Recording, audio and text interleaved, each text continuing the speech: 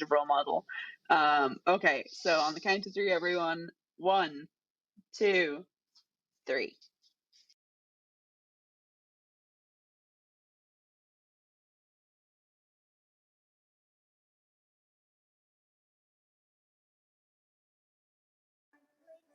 So, this is the songs in this are really good, Lee, and Sutton Foster sings this. Oh, okay.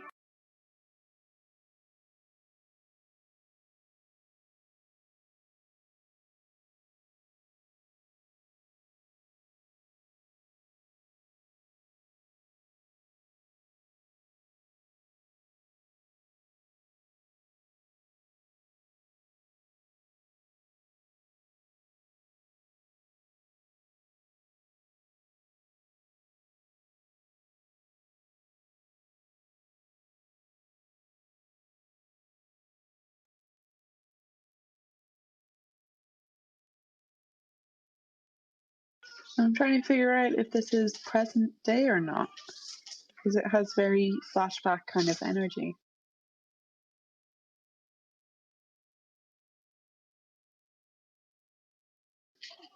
Is this Joel's new apartment? No. Listen, In the department store. how dare you laugh at me? Those are all of Joel's neighbors, Lee. I'm just kidding. You never know. We haven't met them yet. True.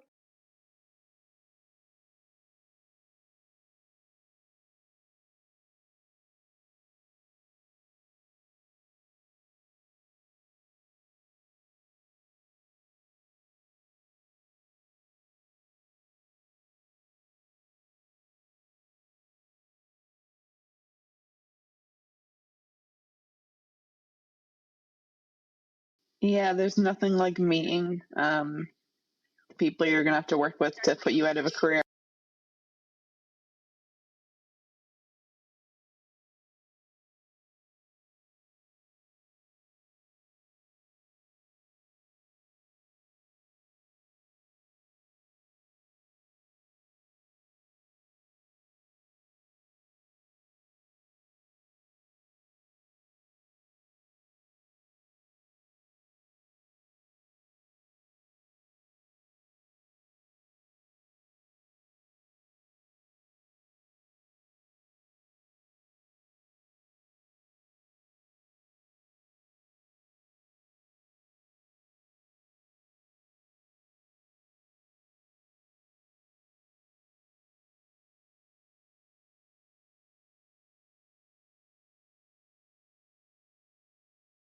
She would look nice. She would look very, very cool.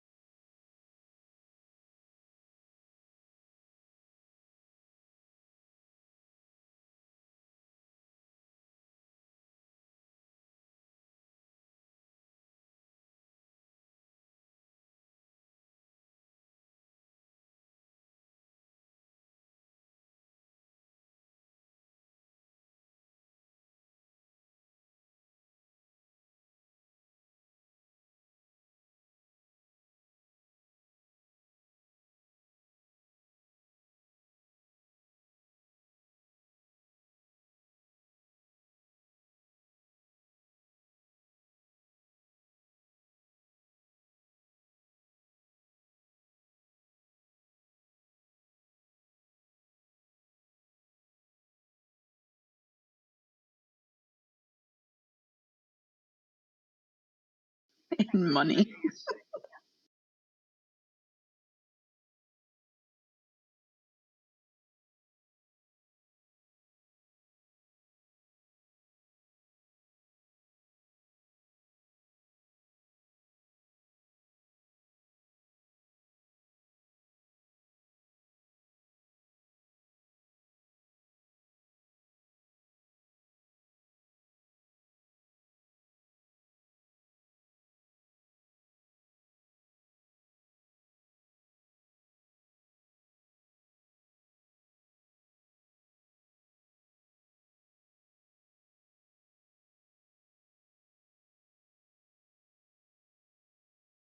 I love this little scene.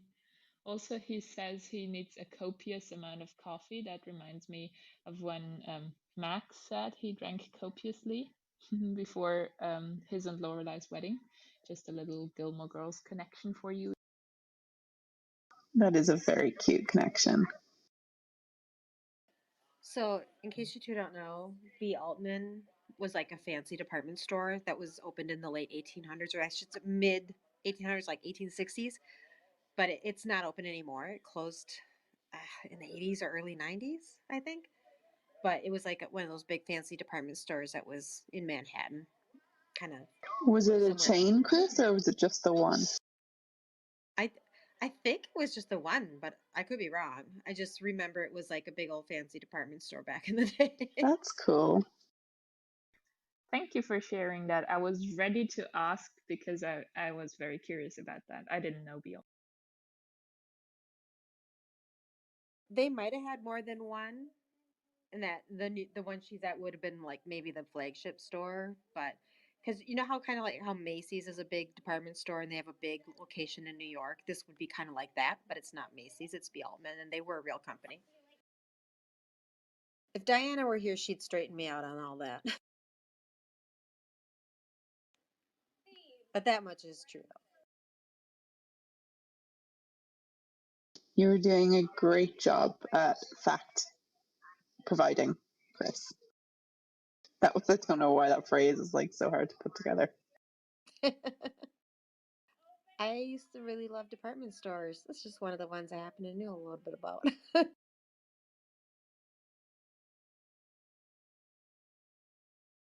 Don't really have department stores like they used to around here. Now they're just clothing stores.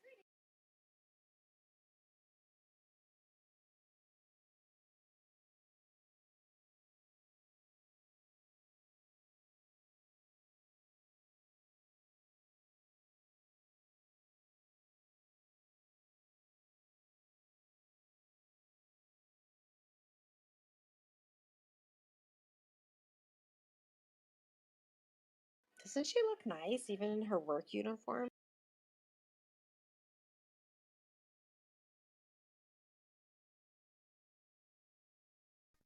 Absolutely. Sorry, go ahead, Sarah. I was just saying absolutely. Oh, okay. I was just trying to think of the name for something similar that we'd have. I don't know if it'd be quite as fancy as this, but we have Debenhams, which is like a chain of what you guys would call department stores, I've shopped and it in still there has. too. Oh, really? Yeah, I've been Were there. you in one of the big ones with like all the counters and stuff? Yeah, and I think it was There in you go. Dublin or Oh, well, Galway. there you go. Yeah, they still like this layout still looks very familiar to me. I don't think we'd consider it quite as fancy, but like it's definitely fancier than your regular clothing shop. They have like all the Fancier perfume than Marks and places. Spencer's. Oh yeah, 100%. And that's saying something because M&S they pride themselves on being fancy. I used to work for M&S.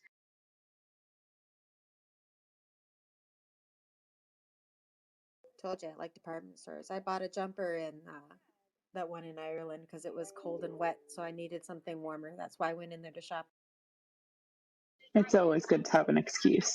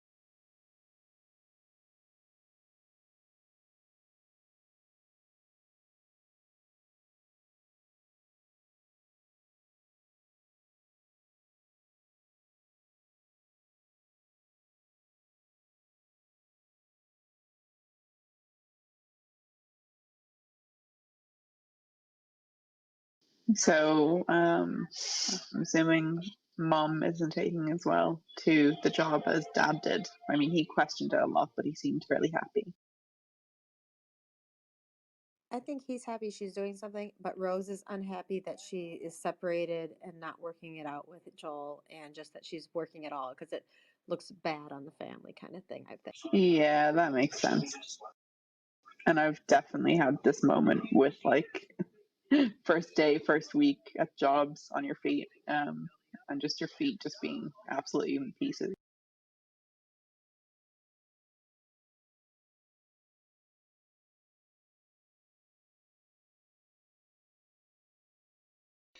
I had the enthusiastic part when she punched in. That has happened to me when I started, well, not working because I haven't started working yet, but doing small jobs. Yeah, like Rory with the water cooler. Just like, oh, it's all so new and shiny. I hated punching the clock when I worked at a place where they actually had a time clock you had to punch because sometimes I'd forget and then you'd have to go and they'd have to adjust it and everything. Oh yeah, I have to swipe out of my job at M&S, and I was always good at remembering to swipe in, but I would always forget to swipe out. So like 6 hours after I left, I'd like just suddenly be like, "Oh fuck," and then I'd have to call them and be like, "Can someone maybe do something about that? Because you guys think I'm still there, and like if there was a fire drill, they would go off of who was swiped in and everything." So Time clocks.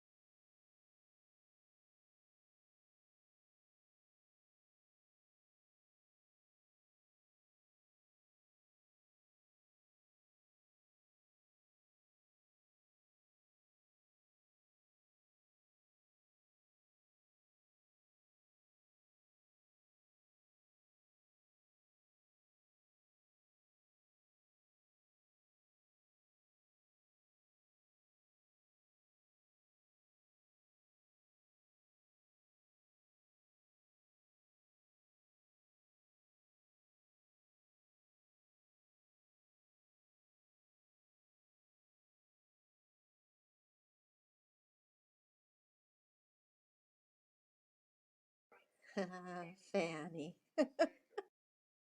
wow, Chris, That name with you two is much different than I get it.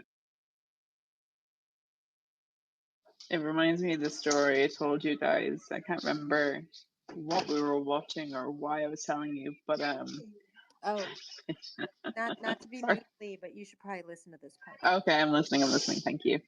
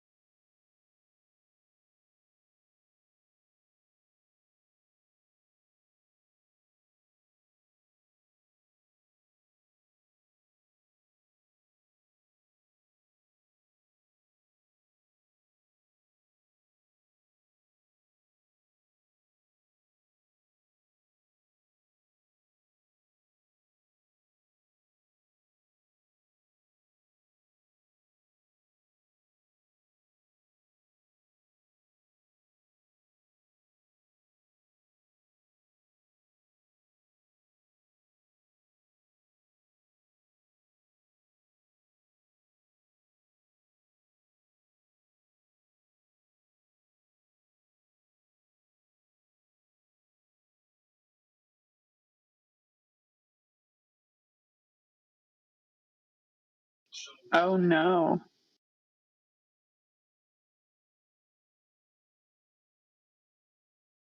Oh no.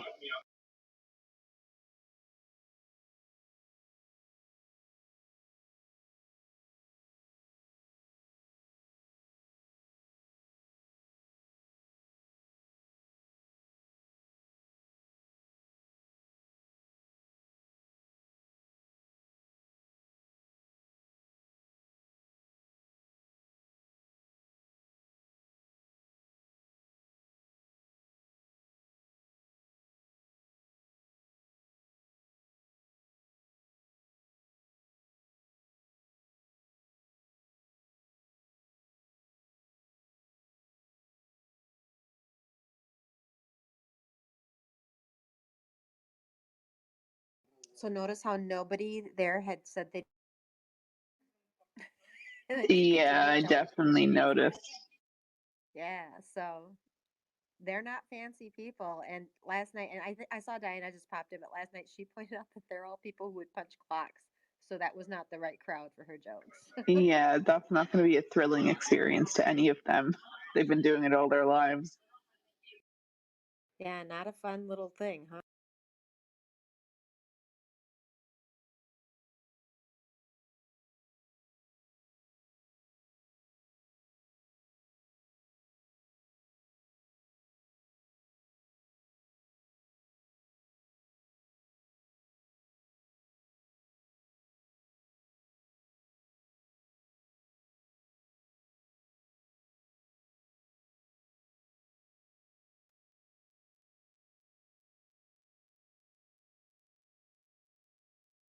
For those just joining, we just hit the 19.5 minute mark. Thank you for that, Chris. You're welcome.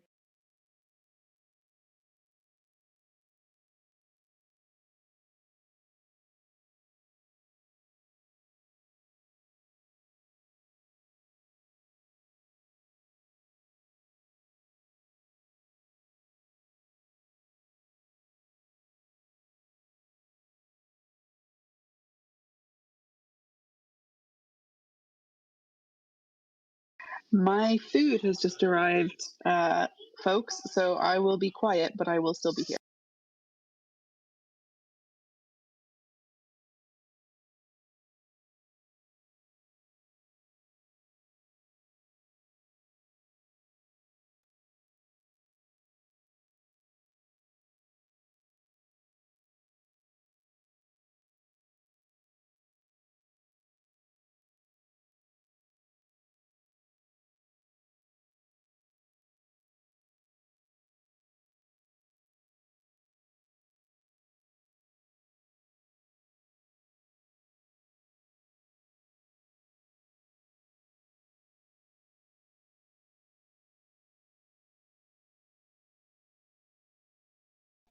Do you know who she was listening to?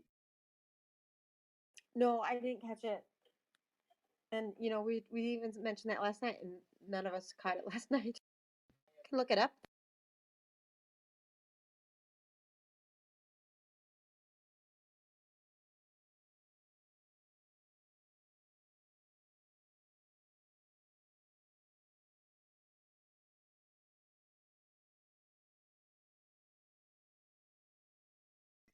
Did John enjoy the drunk acting last? I don't remember if he actually mentioned it. Now that you say that. Another piece to add to his collection.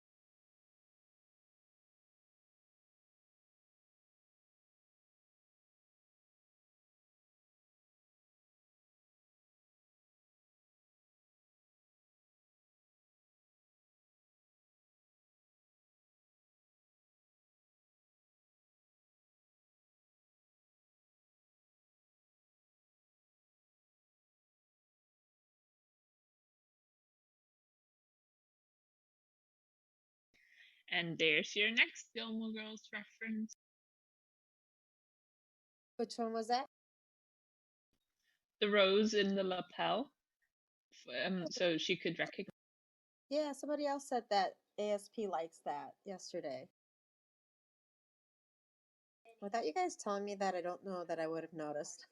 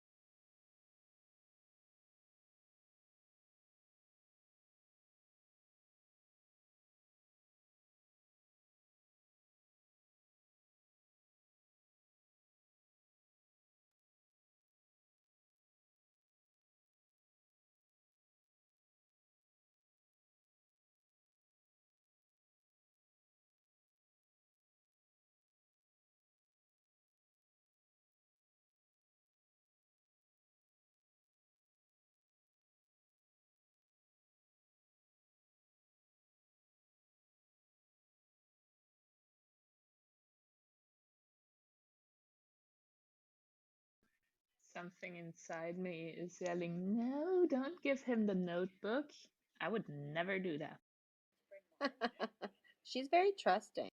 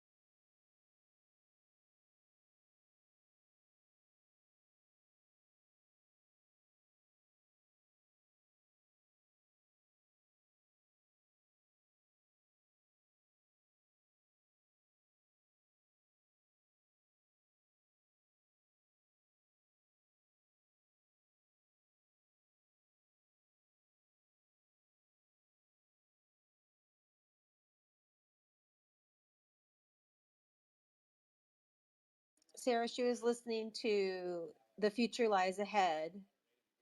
Mort Saul was the name of the thing. Interesting. Thank you. Yeah, no problem. Sorry, I had to wait till I logged out of work for my lunch break.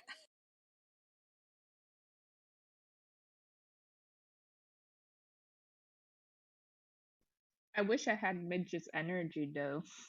Coming home from a day's work and then just ready to go out again and still full of energy. For sure.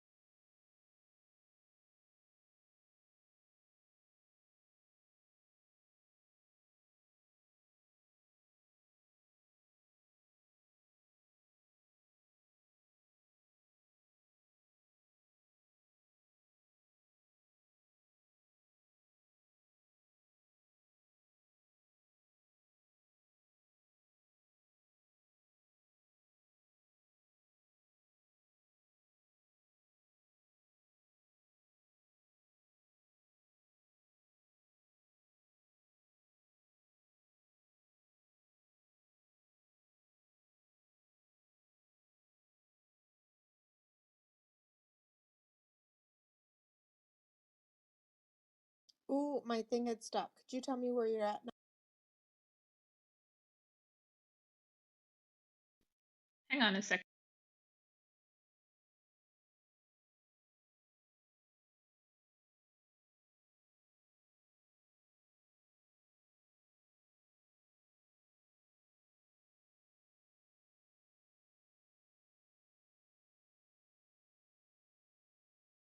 $36.30 more.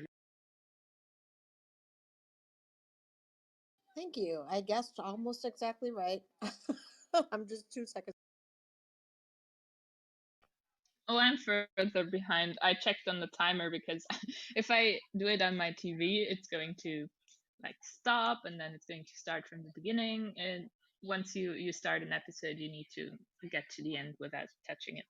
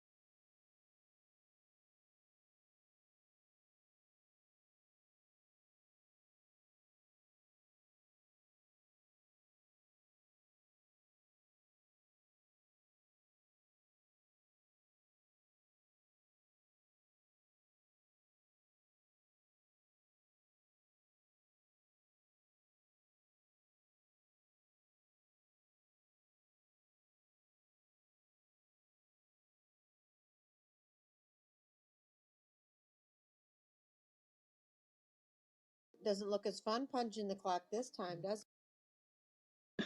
I was just about to say, what would she be, like 3 days in?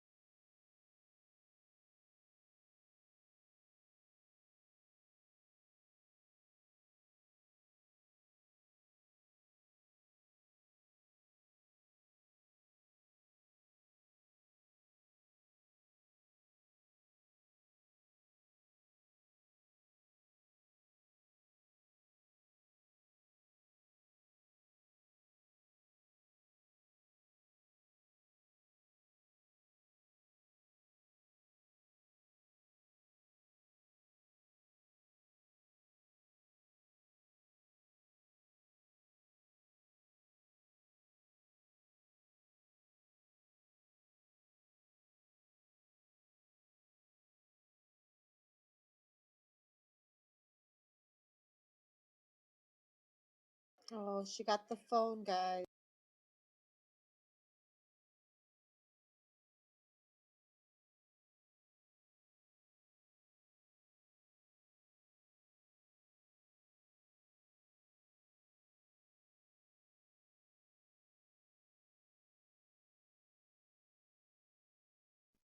Oh, that was an interesting episode. Was it just me, or were the people in the audience in the next to last shot rather older than Joel and Penny? I think so. Maybe younger people can't usually afford the Broadway tickets um, back then. I don't know. I'm sure they're expensive. He got those tickets like through a connection. So he says. That's true. So yesterday, my thoughts on this show, like the real short version, is that this is showing how both Midge and Joel are failing in things that they're trying to do now that they're not together. He's failing introducing his mistress to his friends and family, and she's failing at comedy sober. So Yep. That's the perfect summary. yeah. So but there's a lot of other things that's way too simplified. There's a lot of other stuff going on, obviously, in this. And I don't know, there's you had asked what John had thought, I think, earlier, and he was saying yesterday that he was relating to this storyline for the creativity, like the blocks with creativity that she was going through and how to deal with that kind of stuff. And other people were focusing on the like the job aspect of things and her being able to like have her own money and things like that. So I don't know what you'd want to talk about. If you can get Diana up here, she could probably give you some more insights into like the importance of the department store thing and the Broadway and all that stuff more than I could because she is a true New Yorker. I'm not. I just know a little bit about things here and there. Oh yeah, here she comes. Hello, I've been listening Hi. to you guys. So Diana, I told them that B. Altman was like one of those big fancy department stores that started somewhere in like the mid 1800s, I think, or 1860s, 70s, Yeah, and it closed in the 80s or 90s. I can't remember which decade they closed it. I just remember they were closed before I had gotten to go visit New York. yeah. Oh, I definitely never went into one. I'm sure that's a quick Google search we could find when they closed, but they were in Midtown. I want to say, I think I looked it up last night. It was like in the 30s somewhere. Um, honestly, um, department store culture is one of those things that I 100% like sat in the library in college and like researched, like just absolutely poured over the culture of all of that, like Macy's and Sears and like all that stuff and how that all started. My own grandmother worked at this time. She worked at Gimbel's, She which did? wasn't, Oh, that's yeah, I it used to wasn't go to too be Altman's with far. my grandmother. Oh That's wow, yeah. so that was like in the 70s, but they closed I think in 1990. But so I just remember going in, and there's always the grand, going in there was like this. Even in the 70s, it was like a grand, Yeah. store, and now department stores are nothing like that. Well, it's funny because Lord and Taylor in New York City closed a few years ago, which was a really huge blow because I went in there when they were like literally like emptying the store. You could buy the racks, and um all of the chandeliers from like the early 1900s were like there. You could buy one. It was so weird, but it definitely was one of those stores that looks like this B. Altman where there's a grandness to it, and there's oak paneling, and everything is just going shopping and going to the department store is such a luxury activity. And if you think about the socioeconomic um like realities of America at the time, that's you could see how that would be a thing where people have leisure money. I mean, like the scene that where Midge you know, makes the recommendation to the lady about the lipstick, and then she says, okay, I'll buy 3. I'm like, who's buying 3 lipsticks? Like, that's insane. You know, it just seems like that's such a moment of you know, conspicuous consumption in a way, you know, where I'm just like, you don't really need 3 lipsticks, do you? Like, you know, but that was sort of the time, and you know, to have that sort of ability to go to the department store and spend in a grand way, like in a grand place.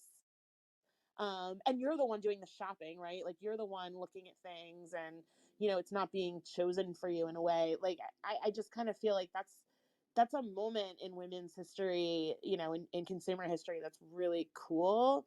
But anyway, I could talk about that all day, but like, yeah, I mean, that culture is still around. With, you know, if you go into like Macy's and Herald Square, like, I mean, that is definitely how it still is. You know, there's definitely people there on that ground floor at the makeup counters wanting to sell you things. And you know, it's such a beautiful, I don't know, like, it feels like a relic. You know, especially this time of year, it gets a little crazy there, but I, you know, that culture still exists, and I think it's cool that they have Midge doing that. It seems like the right job for her, right? Like, it's on display, it's definitely talking to people, it's um you know, she's not hidden in the back.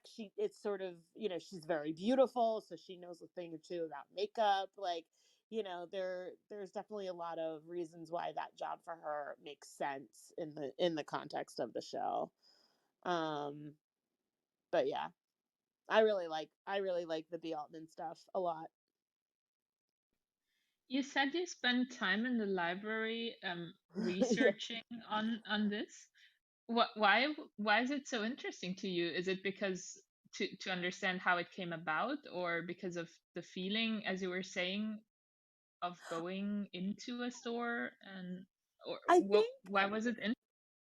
I think the idea of the department store in American culture is it's very uniquely American in a way, because it it starts with the 1950s as a time where wealth is distributed a little bit more, and the rise of the middle class in you know, in the American socioeconomic history and culture, right? Like, people are moving from cities because they, you know, the rise of the middle class and sort of the white collar job like Joel has allows for that to happen. And so people move out of cities. In this show, we see people who are still living in the city, but they do live uptown where they have more space, and they have, you know, like, you see the differences in the apartment that Midge goes to the party in, and you know, in Susie's apartment and the apartment that she's living in, right? There's an uptown downtown thing going on.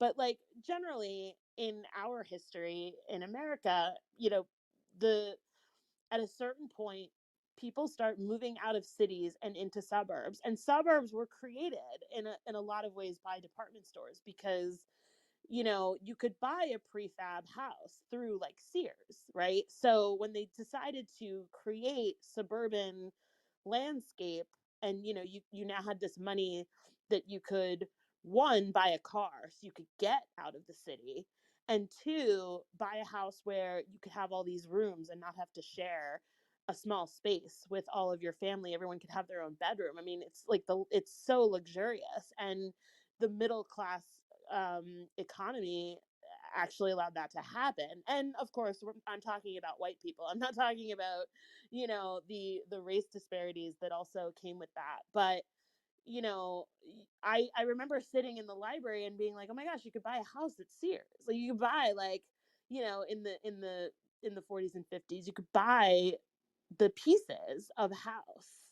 And you know, that's kind of how it started, and I started getting really interested in like what suburbia meant, you know, because now all of America is mostly suburbs, and they're all suburbs of cities. But the way that started has everything to do with post-war America, has everything to do with how we started working and diversifying our work, and the, you know, just becoming a middle class. you know, where it's not like you're not rich or poor, you're in the middle, and all of the things that come with that. So like, you know, like, not to oversimplify it, but you know, once people moved out of the cities and into, you know, into um suburbs, you know, that's where we get the American housewife, because she wasn't working anymore. She actually, the family would make enough money on one salary that she could do all the housework, or even employ someone to help do the housework and the child rearing and all of that.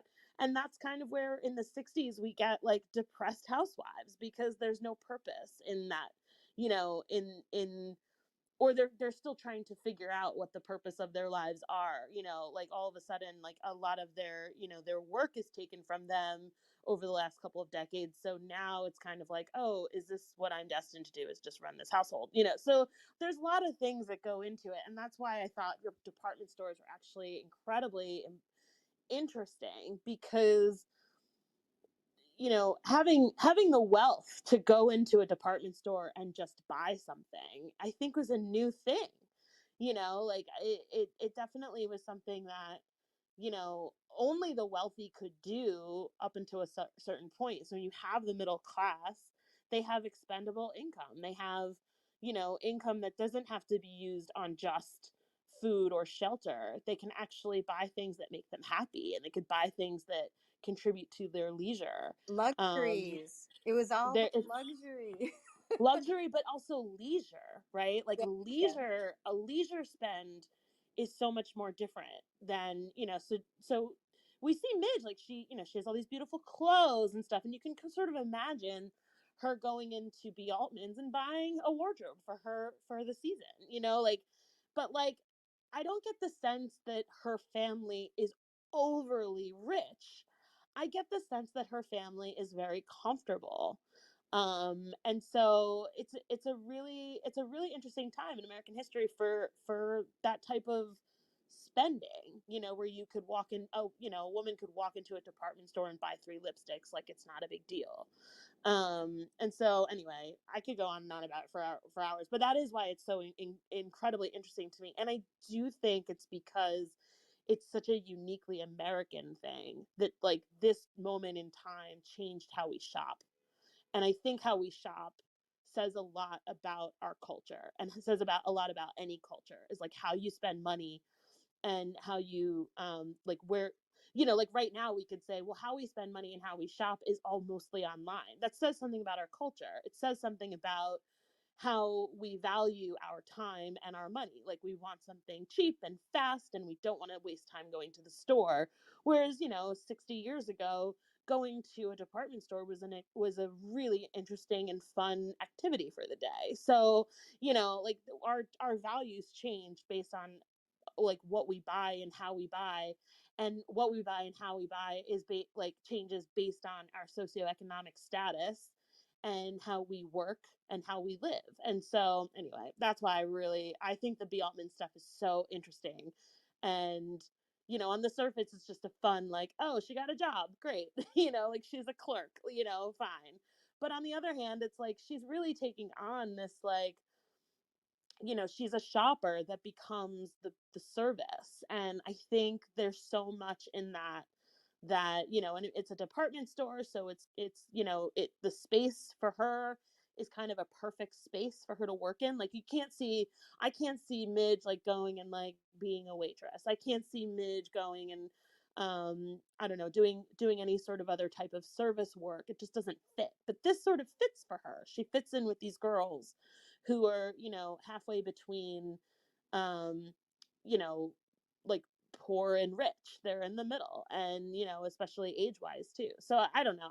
I think it's all super interesting, and it's a part of American history that I find unbelievably fascinating, because it bleeds into all other pieces of American culture. And I also just love shopping. So there's that too. I always loved going to the department stores when I was a kid because we have them around here and where I live. And where I live, there's a lot of enclosed mall spaces as well. Oh And yeah, in in a lot Minnesota of for malls, sure.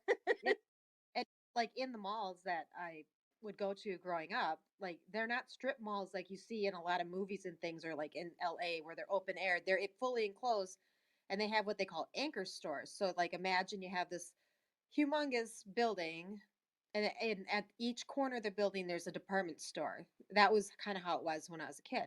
So we had like what we call Dayton Hudson's here, and Sears was big. Sears was around for a long time. Now it's gone. It's kind of sad. And at Sears, you could buy everything from automotive stuff to something for your bathroom or bedroom or whatever. That was like a true department store plus automotives. And um, it was just kind of, I always just really liked looking through them. Like when my mom wanted to go shopping, she'd let us like wander around a certain area. Because back then people didn't have to have their eyes on their kids 24/7. People didn't like report them for neglect.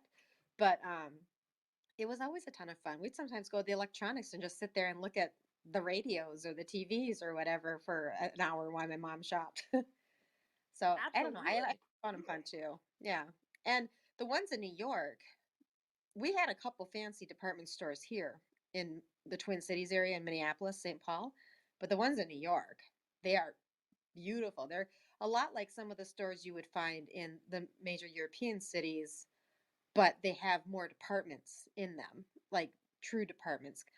And so it's just kind of like, I don't know, this is pretty. I like it. But that's the only reason I knew what B. Altman was, because I used to know what some of the different department stores and other places. I was like, I want to go to these places. And, I never got to go to that one, but Yeah, I'll stop there. there's something interesting too about like regionally how in the US different department stores, like Belk, for instance, is like that's a lot in the South. And I remember hearing about Belk for the first time being like, what is that? Like, I'd never heard of it before. But I think it's really interesting that like different regions have different department stores. And they're all sometimes like owned by the same big companies. But like these were all just like merchants who set up, like, like the Macy's corporation, like, the Sears corporation, like they all came from like one guy, like, so it's kind of interesting. Well, here, Diana, Dayton's was owned by the Dayton family, and then Right. Hudson's was owned by another family. Eventually, they merged together to be Dayton Hudson's. Now, Macy's, they acquired Dayton Hudson's after Marshall Fields did. Marshall Fields was a Chicago department store that acquired Dayton Hudson for a while. And then Target ended up owning, which Target used to be a spinoff of Dayton's, but then they ended up taking over the department store stuff, and then they sold off all the department stores to Macy's. So that's kind of how it worked for the ones that we had here. But Dayton's and Hudson's were really fancy stores when I was a kid. And then now they're all Macy's, and Macy's here in the Midwest is not very fancy at all. Yeah, I've been to in New York Chicago. Yeah. Yeah. Yeah. So just the flagship stores are still I think the Marshall Fields from Chicago, Macy's still keeps like a flagship style store, but the Dayton's that was here in the Twin Cities does not look like a flagship store anymore. They totally made it a generic Macy's, which is sad, but all the same. Yeah, I wanted to come up and just talk about Belk, because that was started here in Monroe, North Carolina. The headquarters are now in Charlotte, but it's definitely not. I'm sure like the flagship store it could have been fancy, but it's just a more generic department store nowadays. And they're not even true department stores anymore. The Macy's. Yeah. I haven't even been in one, and I mean, we still have some, but I don't go to the mall. But I wanted to. My friend, her grandma, worked for Belk for years, and she just randomly posted a photo a couple days ago that she was like going through her grandma's stuff, like whatever she had saved from her grandma, and she found a charge plate like before credit cards for Belk. Oh my god. I actually used those charge plates in one of my first jobs, so they're not that old. Come on. I haven't seen one though since like the late 90s, I feel like. Yeah, but they went with the old triplicates and everything. Yeah. I remember those. Don't make me feel old stuff. Well, they would have your full account number on them. Like I remember, because my grandmother would like give me the carbon, and it would be like. This one didn't have from what I could tell in the photo, it didn't have an account number, but it had her grandmother's signature like signed as like Mrs. and then her husband's name. Amazing. So what she didn't even sign it her name, and then their address was Oh, like you're printed talking on the about back. the actual credit card, the old version. Yeah. The charge Yeah. plates were like these things that you'd put the card in, and then you'd put a triplicate form over it, and you'd Oh, swipe it. I It know would that. give the Yeah. impression. This was whatever it's called is whatever the customer would have, and so it would have their address like on the back. It's the old. And I guess they would mail the bill. Yeah. But it wasn't a credit card. Like, I mean, it was, but it wasn't what we consider a credit card.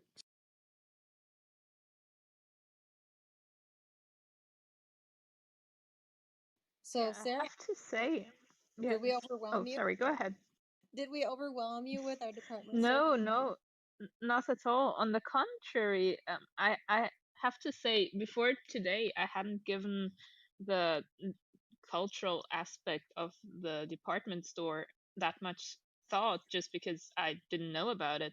And I do think that many people will just see Midge getting a job and just leave it at that. Don't go further, deeper into it. So this has been really interesting. Well, and that's okay too, you know, like I think that serves the story the way that it should. And, you know, we see her getting a job, we see her messing up, telling stories about that job in the context of the club and to an audience that doesn't find it so charming. And then we see her hanging out with the girls from the store, you know, and at the party, and like what that means, and how she's sort of finding a new sense of community, a young you know, among these probably younger women. You know, they're probably a few years younger than her. They're certainly not married, they're certainly not mothers. So I think it's kind of, it serves a really interesting purpose in the story, because one, it allows her to use some of her traits, like her ability to talk to people, her ability to sell someone on something. You know, like we saw that in the first episode where she, you know, she gets the brisket, she gets the rabbi, you know, she's always hustling, right? And so we see that charming side of her through this job, but we also give her like a sense of community with some women who, you know, she just gets to hang out with, and like that's really cool that she can find people who, you know, maybe are outside, like, you know, she's got big problems, she's got a husband who's left and kids and, you know, this burgeoning career and all these other things, and it's kind of nice for her to like spend some time with some women who are just kind of, you know, trying to make it through the day and grab a paycheck and go home and then have some fun. And I think that's cool. So I think it serves the story no matter what. But it is interesting that they use department store culture because it is very significant in the time. Just to kind of tag on to something you said, Diana, because I wanted to comment when Sara said it while we were watching, but I couldn't at the time. But the fact that Midge has all of this energy is just like you're saying, like these women, they go, they work, then they get their paycheck and go home and have parties. And it's like, where are they getting this energy? Where are they, like, they're working their full-time job and then they're going for a party? Jesus, did I just not have the right amount of energy in my 20s? Was I just really like, what happened? Well, Midge did say that this started out as part-time, so she's probably just working a half day, which makes it a little bit easier because her dad said Oh, 5 days a that's week. fair. She said yes, but she did say it was part-time to begin with. But it's still, you do kind of wonder. It's just, maybe it's just different than maybe they were less mentally exhausted. I don't know. Well, I don't know. In my 20s, I went to my job all day and then I went to a party at night. Like, I mean, it was just sort of, you know. Is it very New York, Diana? Are we just really boring people? No, I don't think so. Like, I definitely think that's a universal, or mostly universal experience when you get into the workforce, you know, early in your young adulthood. You know, it's kind of, I think, normal to like go to work, spend your 8 hours, and then sort of blow off steam by going to dinner or hanging out with some friends. I mean, that seems like that was like a Saturday night party. But That's fair. That's fair. Yeah, I guess I used to go out 4 or 5 nights a week as well in my 20s. wow. But I had Now who's the much partier? more. Yeah, I had much more energy in my 20s, but now I'm at a point where I'm ready for a nap if I take a shower. Like, I just have no energy at all. I'm like, if I have to go to the bathroom, I'm gonna want to rest for like 20 minutes afterwards. Like, I just have no energy. But I do envy the energy that Midge has in the show because I wish I still had energy like that. Well, also she's like, I mean, we need to, for the purpose of the show, we need to see her in a lot of different spaces. So there's that. But also, like, I think she's just at a point where she's just like, huh, is this what I missed? And she says that. I never had an apartment. This is so cool. You have an apartment. I never had an apartment. I had my parents' house, then I got married and I had my husband's house. Like it's kind of like she never had something that's her own. I think she's a little bit enamored by, especially in a city like New York and probably other cities in the country at the time too. You definitely see a lot of young people starting to not do that, starting to not, like, I mean, before this time you had people who maybe went to college. If they went to college, they went to college to find a spouse if they're a woman. And so, you do see, like, it happens in Gilmore Girls where Emily says, I went from my father's house to my husband's house. And so there's this whole new crop of young people who are deciding to delay marriage, or maybe just haven't done it yet, and instead working for themselves, getting a job and living with roommates in a city like New York, in a, kind of a small apartment where you could see all the bedrooms and you could see like all the rooms from the main room. And that's like how this starts, is that, these women are not married, they're not getting married right now, and they're just sort of making their ways individually. And that is super, I think, empowering for Midge to see, because she's like, oh, you can do it. You can actually do the single girl thing. You can be self sufficient and you could live like, comfortably in like a place like this and make your own money and make your own decisions, and you don't need to be married to survive. And I think that's a moment that she has when she says, wow, you have an apartment. I never had an apartment. It's a independence that she's like viewing from this younger demo, where that's just not what she grew up knowing was even possible. I I think that part of that also comes from um, the sort of differences in class. I think that the wealthier you were, the more expected it was for you to just get married. Like that was just your role in life. Those who weren't as wealthy, a lot of times they grew up seeing their mothers have part-time jobs, or work. Like my grandmother had a job outside of the home, um, even though it wasn't typical, for a lot of people in that time. Um, but like there were some people who kind of that's just what they had to do. They were homemakers and career people.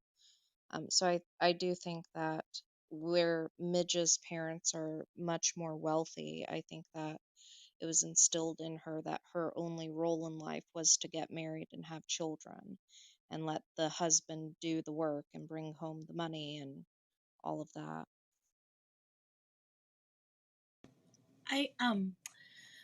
I forgive me if this has already been said in this discussion, but I think one of the other reasons I'm gleaning that the whole department store discussion was about like why it was in the episode. Do I have that right? Or what role it played in the episode? It's just kind of more like why she was making jokes about being at a fancy department store and Right. and failing stuff. We were just kind of talking about the kind of the boom of department stores back then, and Oh, why okay. fancy one was one way versus something else. And Diana had she has a lot of history on that stuff Uh-huh. from her. I gotcha. I was gonna say that part of, I mean, it's part of its utility in the episode, I think, is showing how Midge is trying to. Well, when she goes to the club, and talks about it, that she realizes. I feel like there's a realization that she's kind of out of touch in a way, like the whole thing that the whole big deal she made about doing the time card, and how that was such a novelty to her, but it was probably quite common to the people she was talking to, um, who have probably punched many time cards in her life and in their lives. And I just think it was interesting that her exposure to that world at once provided her with material, but also served as a reminder that she's, of her apartness, I guess you could say, from others. And she's kind of, she then ends up capitalizing on it when she talks to the women at the party and says, I've never had an apartment. What do you do when there's a spider? And she sort of minds it for comedy gold. But that is in this episode, right? Do I have that right? I'm sorry. I didn't get to watch with you guys, but I've seen the enough that. All right. Anyway, and also that those cards that you saw, that you were talking about before, they were called charge cards. Did anybody say that? I don't know if anybody said that. Yeah. They weren't credit cards. They were charge cards. Revolving charge cards. Oh, interesting, because that's what my grandmother still calls it. That's so funny. Yeah. She yeah, they actually made actual impressions. I wonder if anybody here remembers this, that you had to make an actual impression, and that's why there's still raised letters on the card. Yeah. Yeah. That's right. Charge card. I didn't know if people remembered that. Yeah, so the charge card got put on the plate, and then you swiped it across it to make it. That's right, and you had to press really hard. Well, and then obviously when computers would fail, they would still get out that charge plate. Right. Yes, for the actual credit cards on. Yeah. But yeah, so those were and they were, at least the ones that I know my mom had were Mrs. Richard Mills. There was none of her own name on it. But anyway, but I think that the whole, first of all, also it was such a beautiful set piece to go to that department store. That just another amazing creation of a world that but I think that she really kind of had this sort of moment where she realized that that the audience wasn't appreciating her reflections on everything. And I'm not sure if that's because she was kind of outside of her element in her first job or not. But I think, well, and I preface this by saying I got this insight from the Gilmore Guys podcast, where they talked about they did go through all the episodes of Maisel, and one thing that was brought up that is totally resonated with me is that Midge is sort of, she's privileged, she's Upper West Side, she comes from a very sheltered life where, nothing bad really ever happens. She's not really exposed to a lot of other people's types of lives.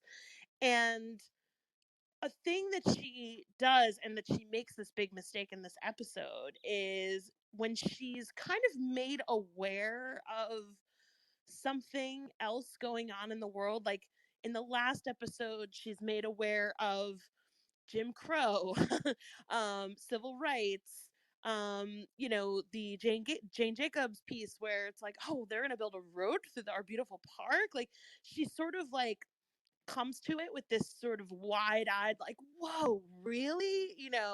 And then immediately uses it, and it's like kind of this commodification of like the new thing that she just learned. It's almost like she's kind of the worst type of activist, where she's just like, wow, that's bad. I need to speak out against it right now, but I'm also going to use it for my benefit, and so she doesn't know that she's doing that. But that's what's really interesting about it, is that, everything that she sort of is introduced to as something that's outside of the life that she's known, she's like really like fascinated by it to a degree that seems insulting to the people that live that life. So I think that's gonna be her cross to bear in a way, that she's just, you know, she's observing and turning it into art in a way that seems almost disingenuous. And like you definitely see that in the scene where she bombs. It's like that scene serves two purposes. One, she needs to bomb as a comedian, like just for the process.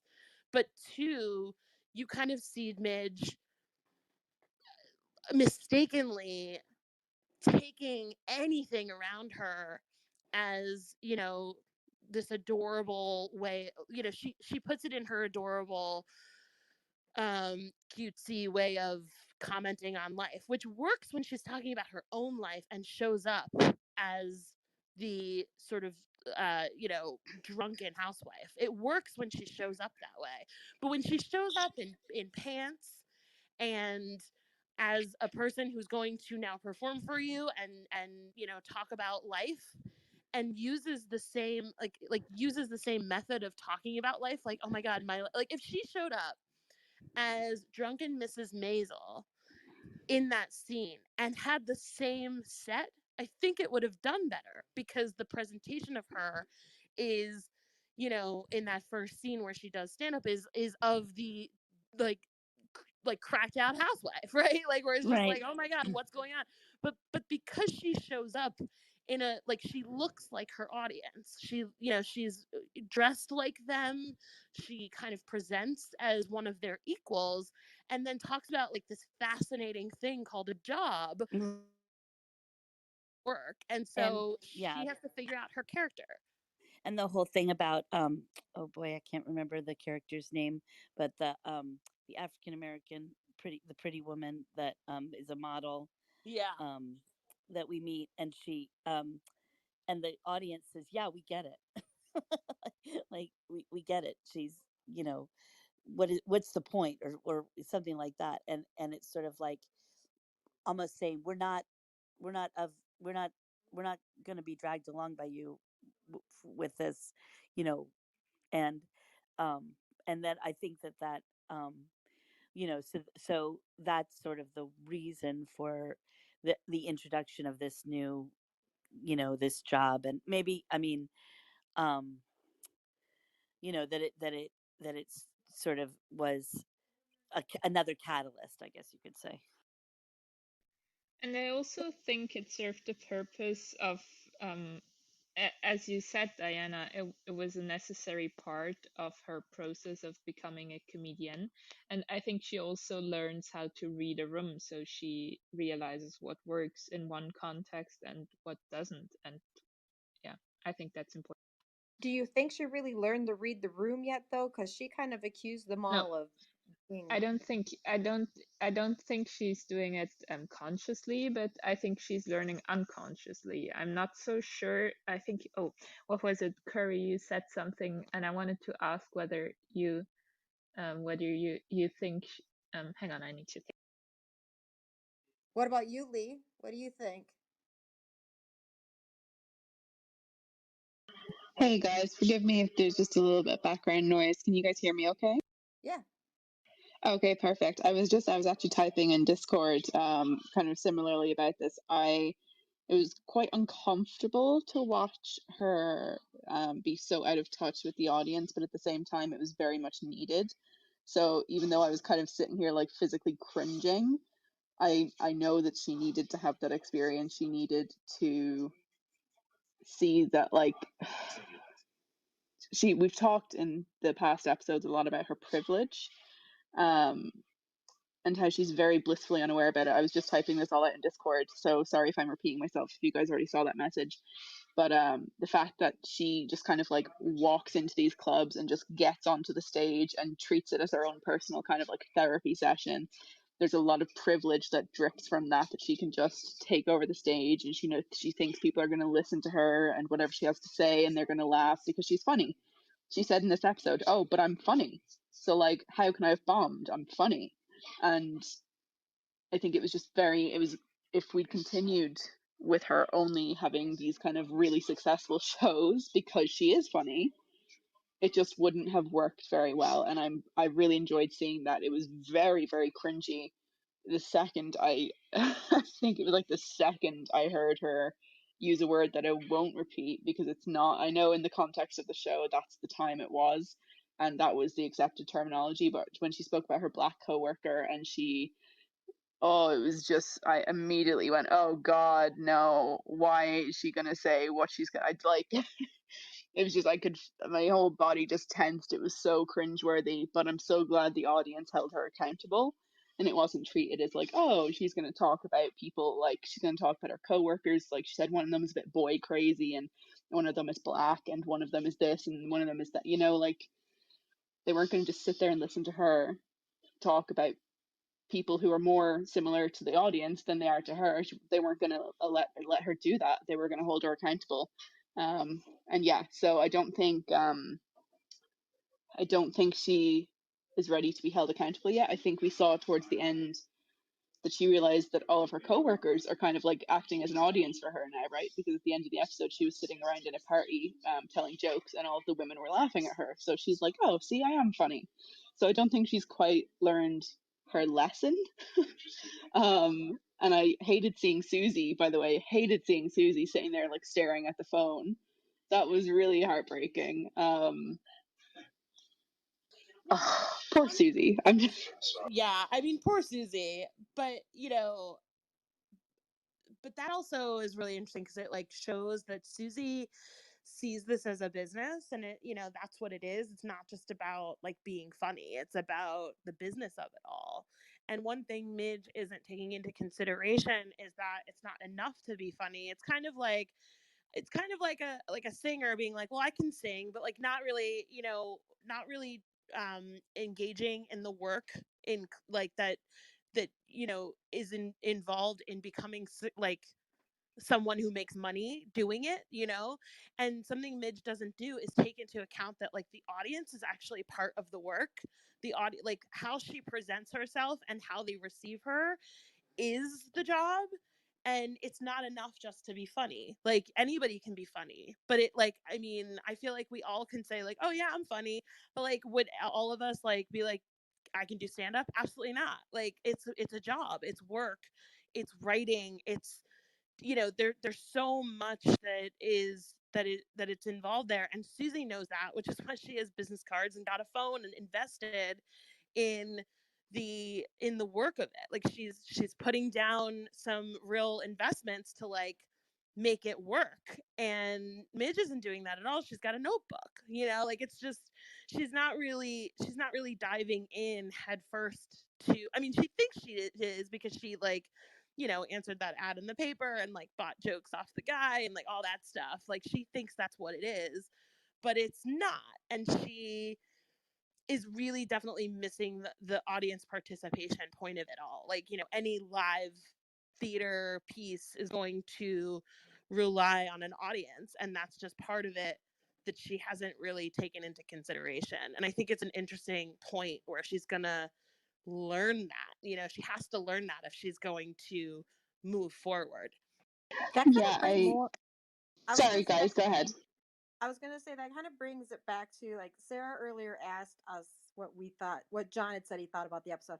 Now I see him down here, and I don't know if he can talk or not, but what Diana was just talking about, the I can creative talk. process and everything, was what he was saying he could relate to. Wasn't that what you were saying last night, John? Say again? The creative process was one of the things you were kind of relating to in this show. Yeah.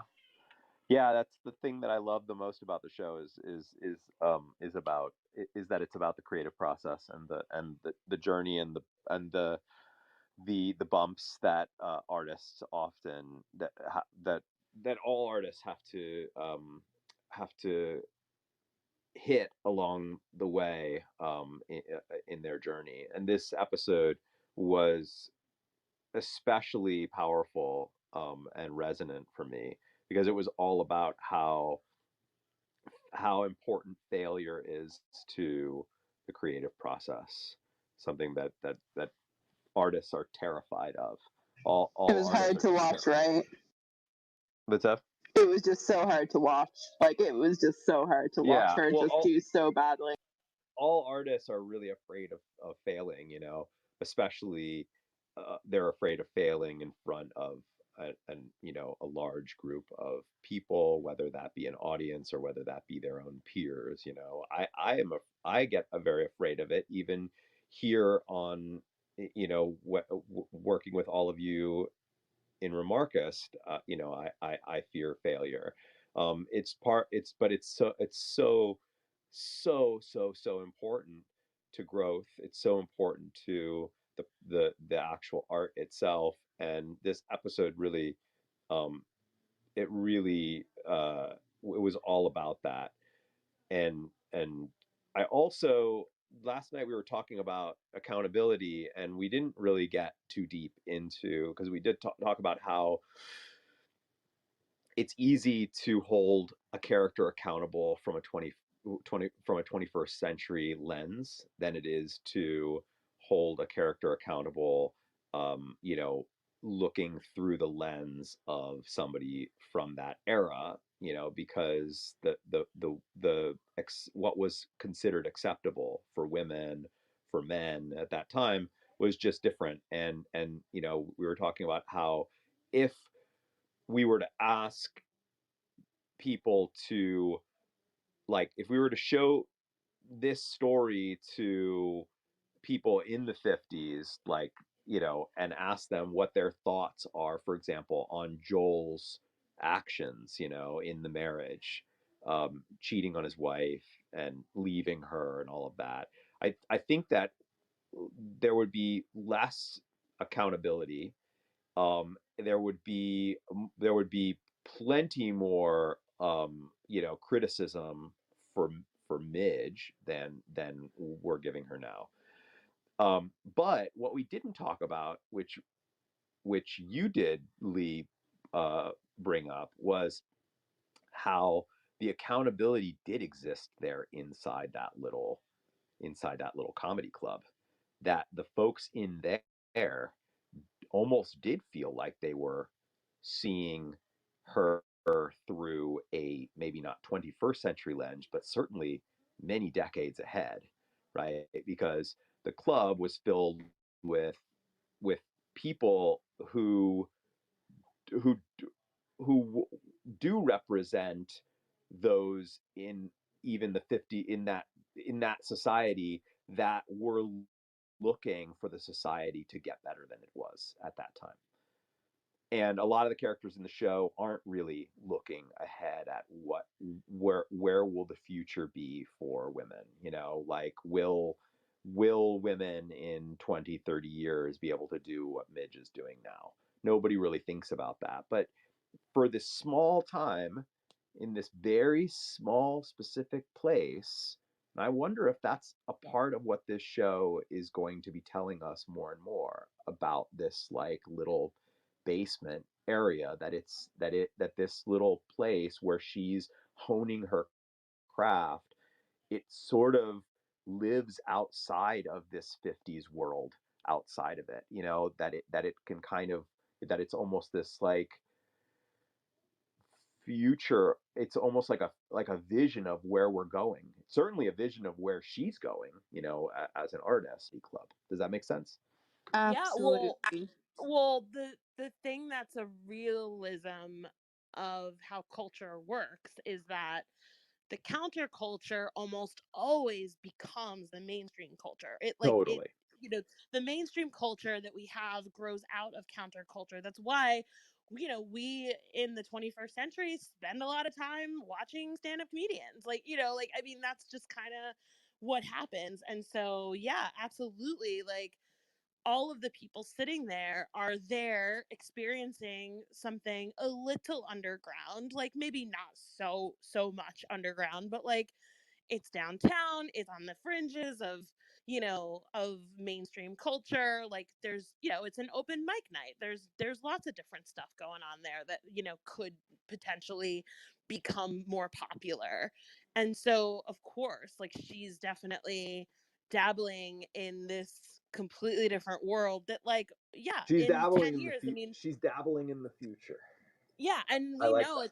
it's 1958, and we know in 1968 the things are going to be very different in New York Yeah. City. You Yeah. know, like it's just really, it's interesting to sort of see that bubbling up here. That, you know, she's slightly behind the times, but she's absolutely dabbling in what is about to become. I mean, again, like when she runs into Jane Jacobs, that's exactly what's happening. Is that she's running into what's about to become a really big fight in the future. Like in the next few years, it's going to become a really big idea that like urban planning has got to decide what it wants to be. And that's something that she just kind of runs into as a, you know, little old housewife. Like I didn't realize like what's going on in the world. And so yeah, I feel like that's an interesting way to look at this show, is that like Midge is actually dabbling in the future. You know, I kind of like that a lot. Yeah, or that this place, that this club does. I think that, you know, you put it in better terms. You know, that this club is frequented by you know, what we would consider to be sort of counterculture, and that is where most. I mean, you know, that's where most trends help shape the future of society. And you know, if you look at like those the if you look at countercultures today and the issues that matter within those communities, they almost always become, you know, 10, 20 years later, mainstream concepts. And and that's, I mean, that's really interesting. I wanted to watch this episode again. That's how much I loved it. I really wanted to watch, but I had a meeting this morning, so I wasn't able to. But You have I was really other friends? but I was really glad when I saw that the room was still open, because I wanted to jump in and join the conversation. I just love this. I love this show so much. I can't even tell you. And this particular episode was just, it really like hit me like a train, you know, because this idea of like of the artist's journey and failure and all of that is just really, it's a really powerful one.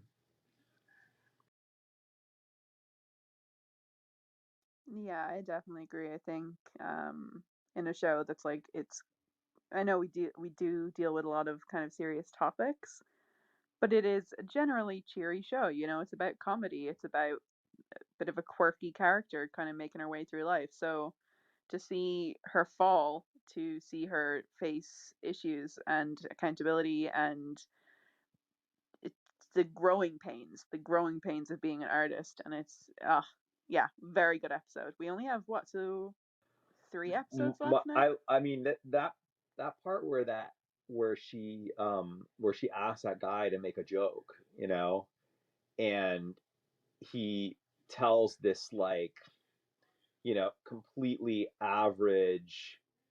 this completely average canned joke, and the whole audience laughs, you know, and we know just a it's it's nothing special what he's just done, and we know she's special, but we see the whole audience laugh at this unspecial thing. And it's just, that moment was just like, oh, that was a really tough one to watch. You know what's interesting too about stand up and about this time and about entertainment in general is, you know, I know that it's a long tradition for the audience to have a say in what's going on stage. You know, like that's definitely been a thing, but it just like occurred to me that, you know, the audience might be laughing at his joke not because it's good, but because he served her, you know, like because Yeah, that yeah. in and of itself is funny. And you know, stand up is the kind of, you know, it's funny, like going back to the scene where she imagines herself at the Copa, like there's not a lot of, not that she's been heckled at this point really like that, but when you perform at the Copa, like Nobody heckles no you. one's gonna heckle you. Like No, you are the star of the show. Whereas like here, the audience absolutely has a say in what they see. You know, totally. it's an open mic night, so And they have an opinion. and this actually goes that actually ties into what I'd been talking about the other day, which was, what are our dreams, and how our dreams as artists can actually very often actually start to change. We think that our goal is that, right? We think that our goal is, and we say it early on, my dream is to stand up in front of everyone and accept my Oscar, right? Like you hear that so often from filmmakers and actors, this like Oscar vision dream, but as you go through your journey as an artist, as an actor, you start to venture into these strange, dangerous worlds, like the one that she's in, right, where heckling happens, where your ego can be damaged. And as you start to develop skills within that world, you start to see goals within that world that are actually not really in alignment with that original goal that you had of an Oscar, and your actual path starts to transform, and you start to crave different things. Sometimes it's something that serves your ego, and sometimes it's something that serves society. Sometimes you start to realize, like, I want to do something bigger than just for me, so that's the reason why I love that scene when she sees herself at the Copa. But for me, it feels like, oh, there's more there's more to come for her character. If this is just the story of how she gets to the Copa, that's not interesting. Yeah, I think that brings it back, John, to something you were even saying a few minutes ago about how this is going to shape her. Because if she was speaking to her crowd as such, like her class, her family, and whatnot, it would very much be shaping what material she was using and what material she thought was acceptable and whatnot. So the fact that she is just in these places where people are going to hold her accountable and she's speaking to a completely new world of people, I don't see her true dream being on top of that stage with the shiny things and the huge crowds of respectable people. I don't think, with just from her sense of humor Yeah, before she's ever in front of a crowd, that's not where she belongs. I and don't some she's here gonna realize that. and here's another thing, is that sometimes you actually get to that goal, um with inadvertently, without really realizing, because you set these other goals, right? You, like, along the way your goals shift, you start to become, I mean, like, activism could become very important to Midge. We've just had this planted into the series, this idea that Midge maybe she may be passing through the worlds of activism at this time, which would align really well with the series and with the themes of the series, um, gender roles and how those are shifting, right? So she may become completely consumed with that and then have these new goals. That doesn't mean she doesn't end up at the Copa.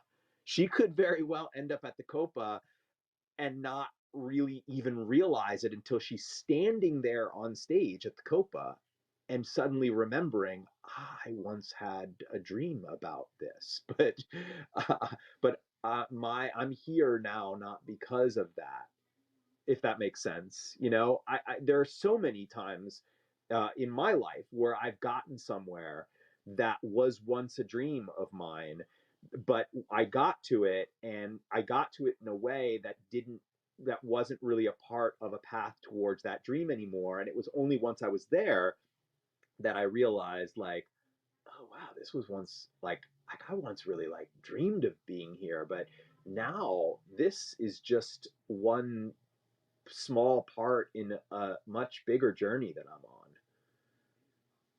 Yeah, that absolutely makes sense. I completely get what you mean. I'm very interested. I think, I don't know, like I think we have slightly differing views of where this is gonna go, and I like it because neither of us have seen it. I think maybe You she'll haven't get seen off. it? I've never seen it. I've Oh my never. goodness, that's If you'd exciting. been, John, it's hilarious. If you'd been here for the first episode, I had no concept of this show beyond the title.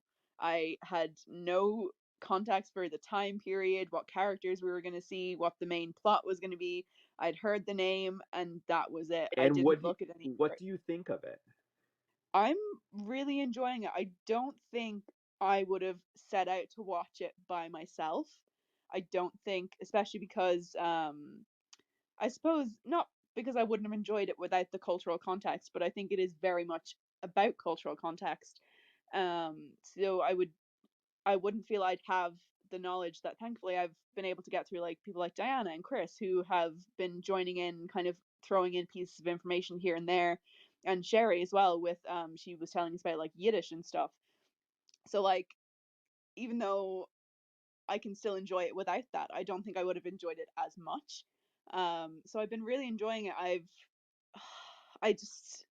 I do love character driven shows, and I really love the characters. I think I fluctuate on some of them. Like Midge, sometimes I love her, sometimes I'm kind of like, oh, you're a bit cringy, but I do tend to come back to rooting for her, and I'm very excited to see where this goes for her because it's such an unconventional path. I would have had like the first episode, I didn't know where it was going. It was just very funny. But yeah, I didn't see this coming, and I'm very excited to see. Like, I don't think she's gonna perform at the Copa. I think maybe she'll get offered the Copa, but I don't think that's where she's gonna end up. Like I think that's kind of gonna be one of the overall arcs, probably for the first season. I'm gonna assume that's kind of where we're gonna try and end up. At But the maybe that's even Copa? too soon because we only In the have like 3 in the episodes to first season? go. No So way. say that again. I don't think she'll end up at the Copa in the first season. And I don't think she'll end up at the Copa. I think that the Copa I think that the Copa will I I think the Copa will return. And I think it's totally conceivable that she will perform at the Copa, but it will be under different circumstances than what her original vision for it was. That's my guess. That's my No, that's guess. interesting. No, I can see where you're going with that. Ooh, I'm not gonna like the word "bet" was like coming out of my mouth there, but I won't go there just yet.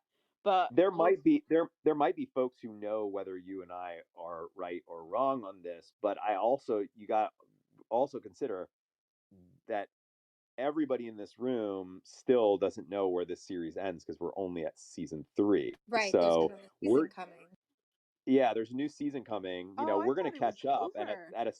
at a certain point, we're all going to be watching this new, Oh, I which is like going to that. be that I cannot wait for. That's going to be fun. Oh, that's definitely gonna be fun. Oh, there's gonna be arguments. Oh, it's gonna be great. The fun ones where everyone's bickering, like in the good way. Yeah, I think that's gonna be. Oh, that's good. I'm so excited. So, do we know a release date for the next season? Like, are we gonna be I caught up in time as such? They've been pushing it. They've been pushing it. It was supposed to come out already. The sense is that it's going to be out sometime in early in the new year. We may actually get it before we finish our second slate, because our second slate will have seasons 2 and 3 in it. So if it comes out before March, then we'll still be watching this one while the new season has come out, and either some folks will hold off and wait until we're done to watch with us, or there will be some folks who will already have watched it or binged it or whatever. But we will definitely be going into season 5 together fresh whenever that comes out, probably in like 2023 or 24 or something. Oh God, that doesn't sound like a real year. Don't say those numbers out loud. I'm sure it'll be here real quick.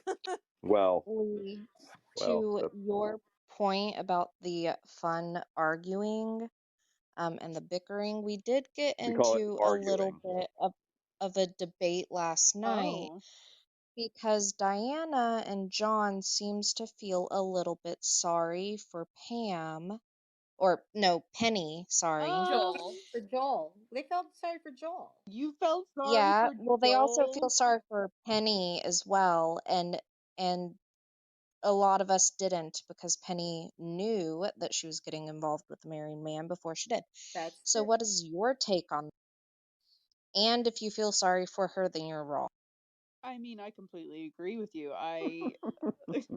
Wait, we're gonna be able to counterpoint, right? You're gonna want to hear us. No. You guys stay silent, or I will drop you to the audience. Hey. She wields all the power. She's the Because moderator. I think I have a real persuasive argument for you, Lee, specifically. But go ahead. Okay. Well, to be fair, I have not been a fan of Joel from episode 1, so I give probably the least Same. of all the characters, I probably give the least thought to him in terms of like, oh, do I have any sympathy? Do I this? Do I that? I don't. I don't have sympathy for him. I don't have sympathy for a man who left his wife to have an affair with his secretary and lied to her all through their marriage about like owning their home and like what work he was doing, if he was making money. He's just a bit snivelly to me, and um I put even less thought into Penny because like you all said, she knew exactly what she was doing. God bless her. Apparently she can't even sharpen a pencil, so maybe like 2 and 2 didn't add up, but apparently she knew exactly what was happening. She was his secretary. She knew he was married. I'm very intrigued by what persuasive argument you can have for me, Diana. Is there like a deep dark secret of hers that I don't know about? Is she like No. conspiring with Midge to get back at him? Like what is the what is the No. argument? So my argument about Joel, about feeling somewhat sorry for him, is really wrapped up in the time period and exactly what is expected of him as a man in this time. Like his masculinity really hinges on his ability to provide, his ability to um, you know run a household, be successful. And in the first episode we see that he's not even sure what he does at work. He's not sure of himself whatsoever. And I think the pressures of society at this time, especially regarding masculinity and what that means to be a man, is absolutely getting to him. It's absolutely ruining his psyche and the way that he feels about himself.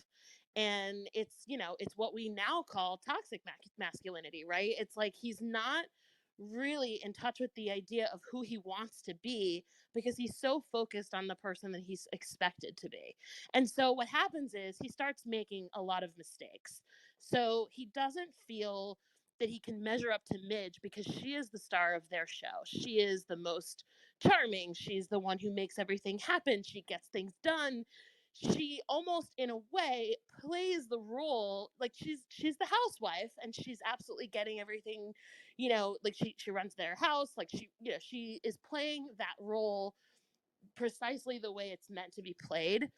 But I think he feels inferior to her because of that, and I think it's threatening for him, for reasons that he probably doesn't even understand, because those are the trappings of a patriarchal society. And what Joel's role here in this series is actually pointing out how that society, that patriarchal society, does not work, and it's not fulfilling to everybody involved. Because what happens is he starts to go against it, and he ruins everyone's lives. Penny, I feel sad for because she doesn't understand the role that she's playing in that. She is kind of dumb, a little bit dim, like she doesn't understand that Joel feels inferior to his, absolute star of a wife, and he can't measure up to her. So he picks Penny because Penny is works for him. He has a lot of like power over her. He has a lot of, she probably looks up to him as like, kind of great because, what else would she do? So I think that God, I feel bad for Penny now, Diana. Oh. Yeah, I feel really bad for her. She is the young woman absolutely totally Yeah, taken advantage of by her boss. the young naive other woman. Yeah. I always felt I always feel sympathy because it's always a situation in which a man of much higher power has fed. I mean, I have to imagine that Penny was told things by Joel that Penny was convinced that Joel was the victim, right? Absolutely. It doesn't work between us. Midge is just too, whatever the case. That that's typically. I mean, when you hear about it's almost become like a cliche, right? Like, I know he's going to leave his wife. He's told me so many things, and then of course the heartbreak when that doesn't happen. In this case, it has happened, right? But the other woman, especially when it's a younger other woman who's in a a position of lesser status, especially like one like this where she's working for him, I find it to be very sad. I mean, I imagine Penny growing up in 10 years and like maybe being, maybe she's the same, or maybe she becomes like a feminist activist, right? Because she's like, huh, this man took me on this journey into his own shit, and like I was treated as nothing to him because all I was a person that he could have some control and some authority over, and like make him feel better about himself. Like that is the role that she's kind of willing to play right now.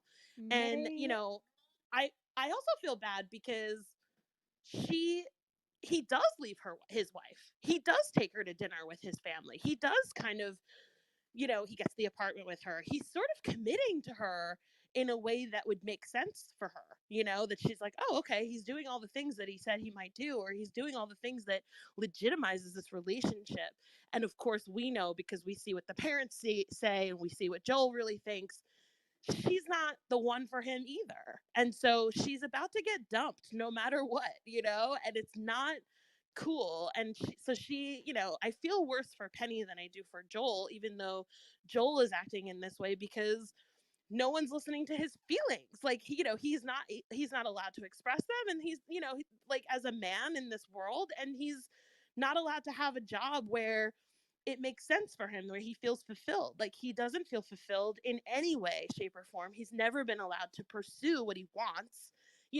His father owns a business that like it's assumed that he would take over one day. Like, it's kind of the Logan argument of like, like what are his choices? And so I don't know, like I do feel bad for both of them. And I think this story is about both Midge and Joel. Like it's not just Midge's story, it's about Joel. It's about what led him to this, and I think we really need to take a look at that.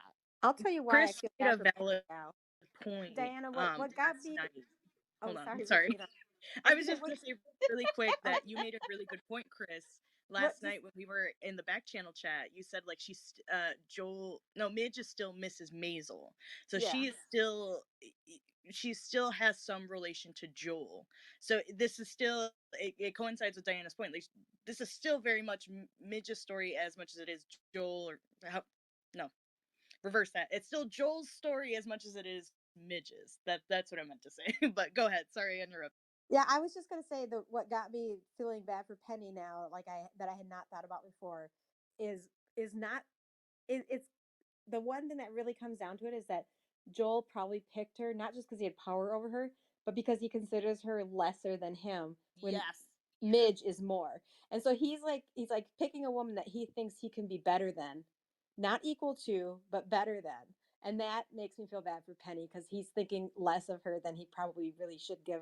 And she's just young and probably uneducated to a certain degree and just trying to live her life and be a happy person.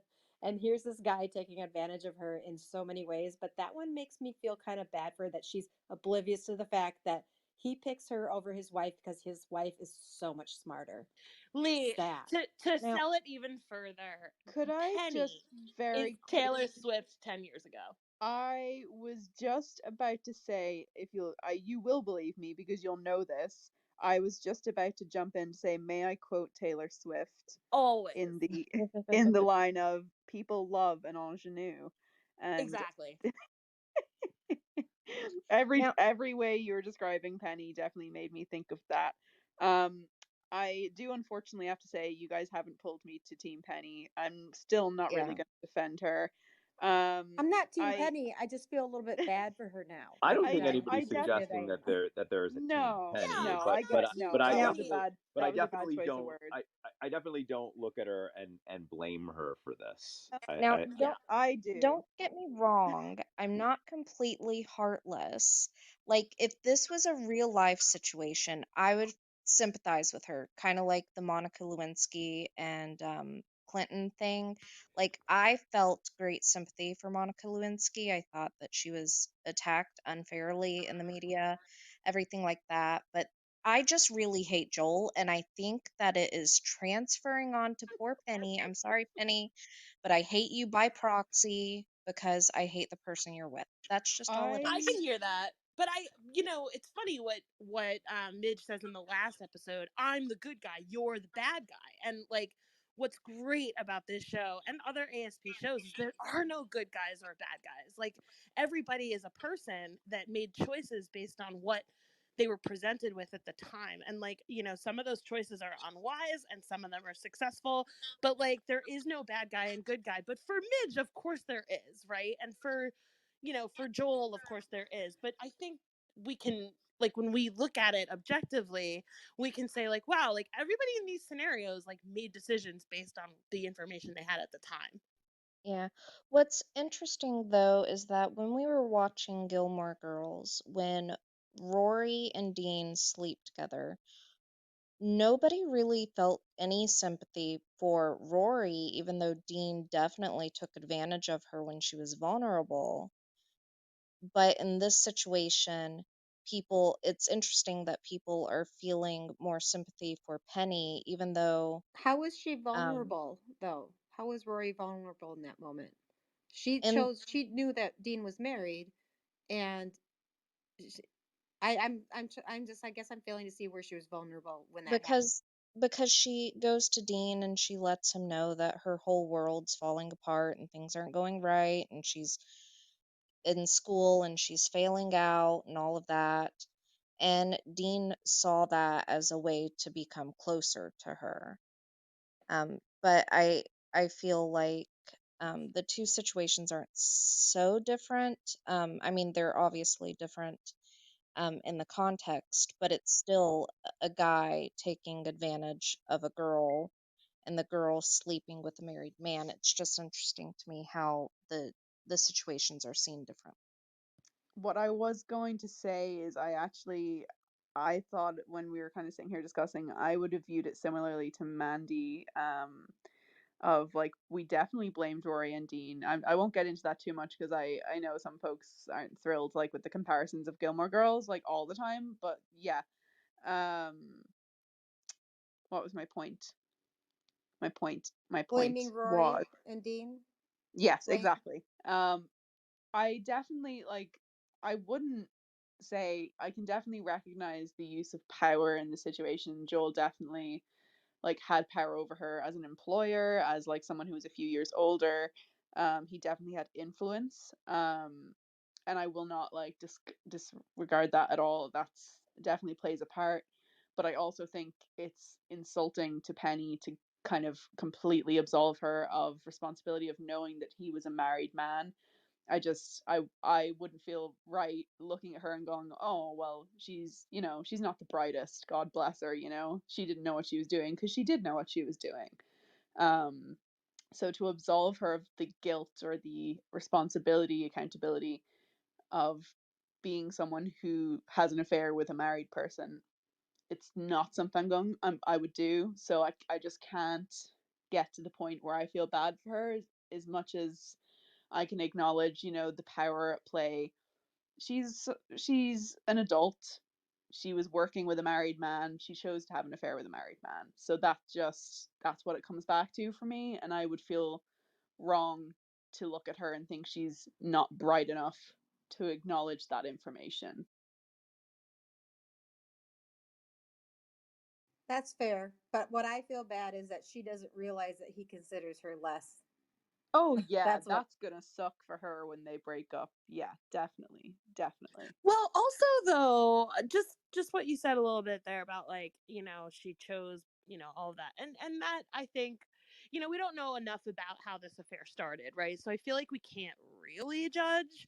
We don't we don't see That's fair. Joel as we don't see Joel as like intimidating, in sort of like a harassment type of way that we would expect for men at a white collar job to like harass women into sleeping with them and that kind of thing. Like, so that's not really what we're talking about.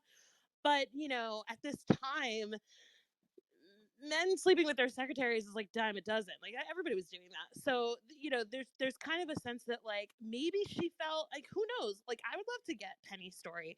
Did she ever think that her job was in jeopardy if she didn't sleep with him? Like what are the dynamics there, like we don't, even if he's not that type of person to to sort of make demands like that, she might have coming at it. It's probably her first job. She doesn't really, like who knows how young she is. Like, like this, there could be a lot of dynamics there at play that we just don't know. So I feel like her making the choice to sleep with him is something we're not really sure about because Diana, you're raising good points, so I'm gonna need you to stop talking now because I don't Do you want want your me to mind to drop her to be the audience? changed. that's actually what we're talking about when we talk about Me Too. We're talking about like choices, yes, but Yes, how much of a choice do you actually have when you are in a subservient position to somebody else? that I would is argue true. Yes, your you're right. choices are all over the board and no one can tell you whether or not you made the right one because you don't know how it feels in that relationship. So I don't know. I think I still feel bad for her because in any case you can see that he's now made a quasi commitment to her and it's not going to work. His parents don't like her. His parents are saying absolutely not. And it's also interesting that his parents are still running the show. Like, nope, she's not the right girl for you. Nope, gonna have to move on. Like, like, and It's it's just Weren't you even done. saying that yesterday? Yeah, Weren't you kind of saying that they are still even in charge of Midge and her kids? Like they just kind of treat they both make Joel the and Midge's kids. decisions. Yeah, they make the decisions where Ethan's gonna be at night, like not with the with the other person, but with the parents because they've made the Rose makes the decision. Oh, she drinks a lot. Like like they still regard Joel and Midge. All four parents still regard Joel and Midge as children, and they treat them as such. that's so And funny too because in the time of masculinity, still Joel has to answer to his parents, and I find that very yeah, funny because it shows the lack of respect his parents have for him as a man. Like, I don't think they respect him as a man. well, I also Um, think that's cultural with the Jewish community too. I like or any sort of cultural community. I think that's wrapped up in it, and it would because I'm not of that time and I'm not in that community. Like it would take me a while to like unravel that, but I do think there's an expectation there that we can relate to.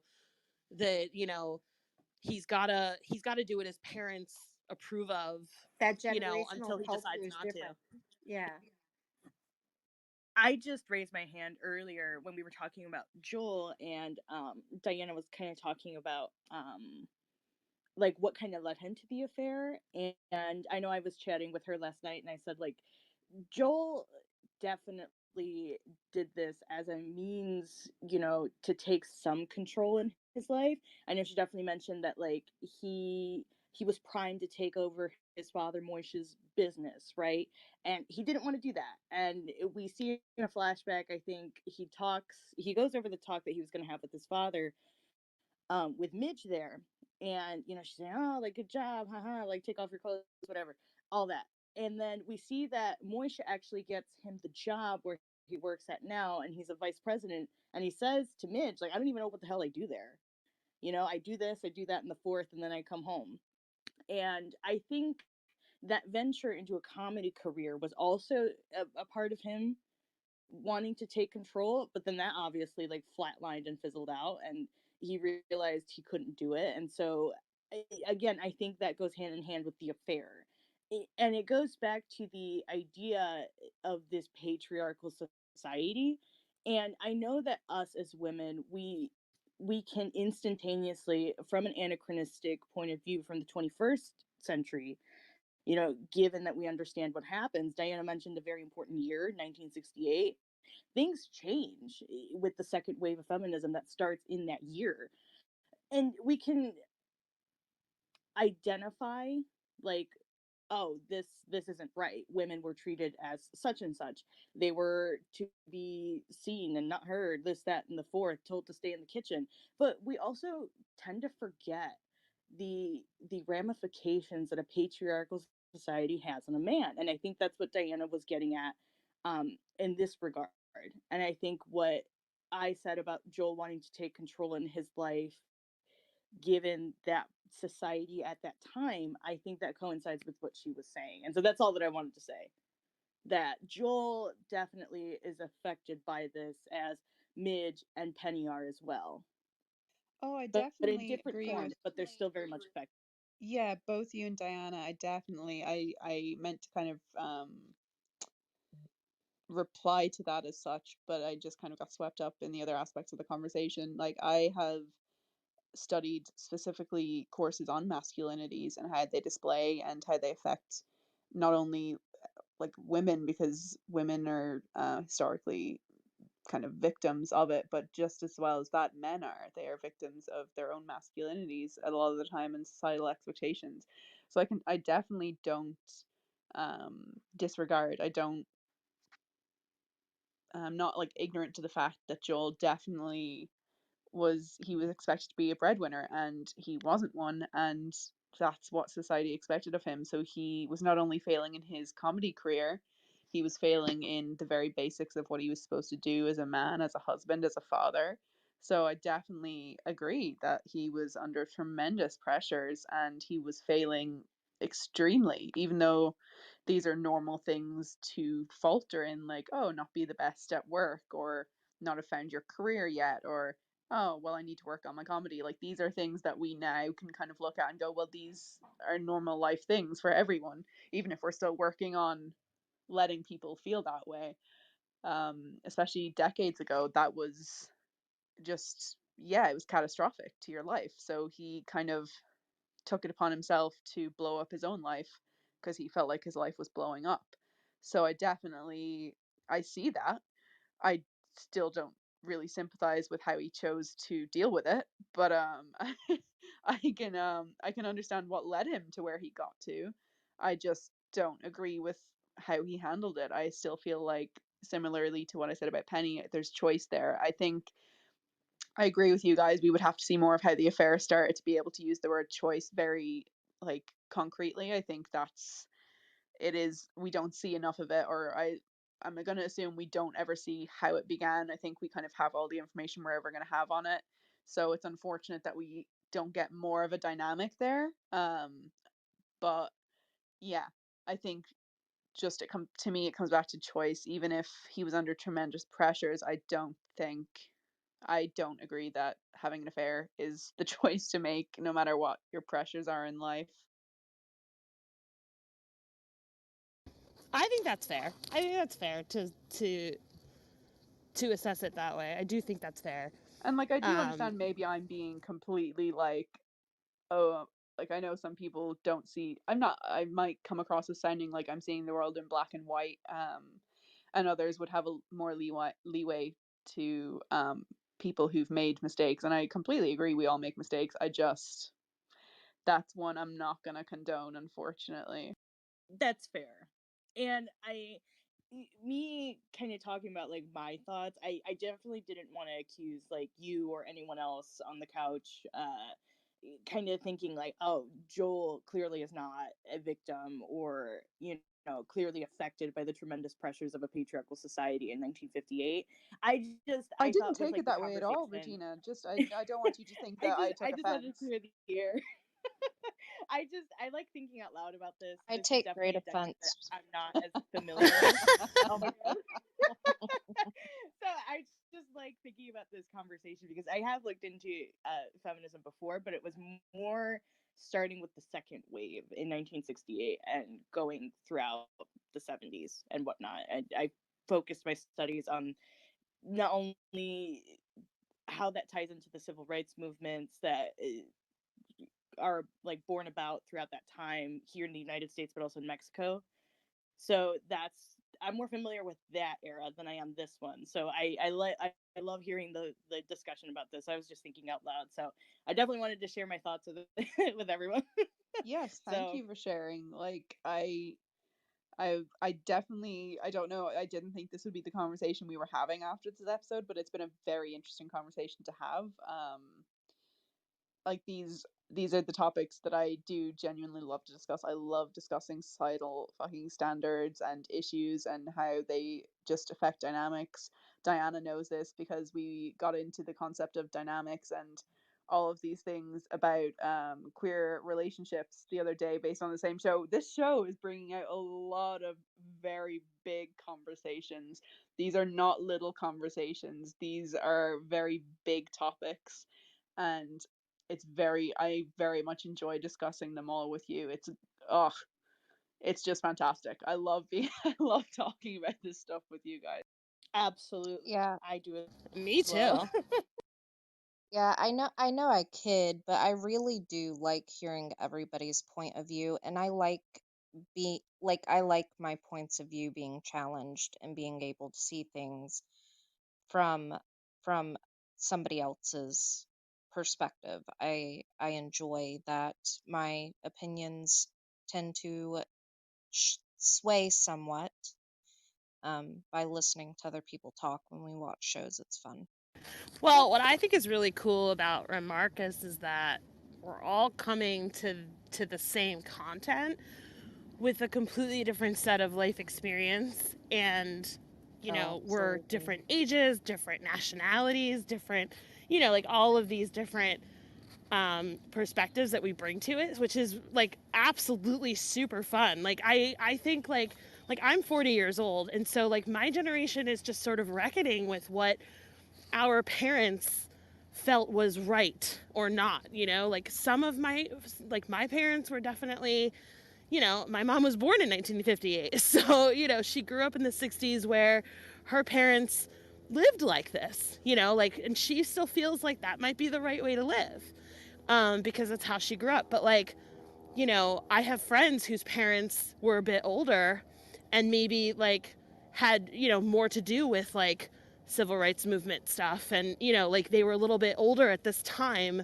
So they were getting into the counterculture in a way that the young people at the time were, whereas my mother was an infant. So like, it's really interesting then for me to hear people who are in their 20s talk about it, from their perspective right now, because, in the last 20 years, since I was in my 20s, like a lot of things have changed, and a lot of things, like I've gone through my own, reckoning of like what I believe is right and the right way to live, and like, how to allow for different types of people and lifestyles and perspectives.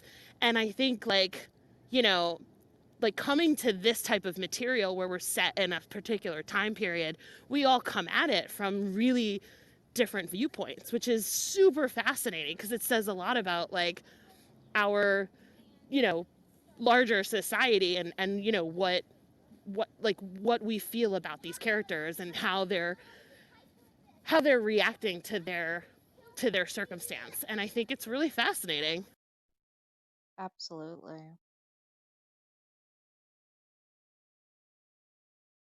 I love these conversations. They're so fun to listen to. I'm back working. My lunch break's over, but I've been having a lot of fun listening to you guys. The Wednesday convo is where it's at. That's where I'm kind of. Yeah, man. We're the superior group. I love it. Well, and it's interesting. It's interesting in a different way than because you guys are like looking at it from a outside the US perspective, so to say. Like you guys don't always know the history. Sometimes you do, sometimes you don't. And so just kind of like discussing it and explaining it, or hearing what you guys think compared to what we might think, or things that had happened. It's just really kind of interesting. So I enjoy it. It is Plus, very cool. I like hearing Diana use her master's degree. Oh yeah. I mean, Yeah, you casually can just hear like the dunking on education Well, I dumping haven't out. used it since I got it, so this is great. I'm sure it looks pretty on your wall, though. I don't. It's not even on the wall. It's like on a pile in my parents' house. But like, I did get a master's in American Studies, so it's like kind of perfect. Oh, Diana, I'm quite literally finishing up deadlines on a module called American Society right now. Nice. Yeah, Nice. you guys are fun. Sure. Well, and also like I got mine from Columbia, so like I was at Columbia, and there's so many scenes in this show that like really remind me of being there, and because they did film it there, and it's really I'm bringing a lot to it too, because like I lived down the street, and I lived down the street from where their apartment is, and I lived down the street from Columbia for a couple of years in the time that I was studying all this stuff. So like watching this show feels like a really weird time warp for me, because it was like 20 years ago for me, but also like it's sort of bringing up all the memories I had of all that scholarly work that I was doing at the time, because it's like right there on the screen, like the places. So, it's fun. But yeah, American Studies, when I got an American Studies master's, like it was a new discipline. Like it wasn't even like they were still trying to figure out what it was. So, I got to study a lot of different things, because they still like were figuring out what it was going to entail. Most fun, I think. I like my course is I'm the first class ever in my course in my degree. So we've very much gotten to, like, I work with the school itself. I've been a representative to help them shape the course, not only for us but for the years behind us, because we were the first to experience it. And I think that's an incredibly fun way. It can definitely take a wrong turn, because if they don't know what they're doing, that's not great. You know what you should have them do? You should have them build into the curriculum that everyone has to sign up for Remarkist to watch American TV shows with Americans. They would all love it. They would all love it. I know they would. I'll email my American Society lecturer, and be like, hey, You might want to wait until we have the app finished. Yeah. We don't want to crash it. I don't want to crash it with all of my incoming students. Yeah, that's not.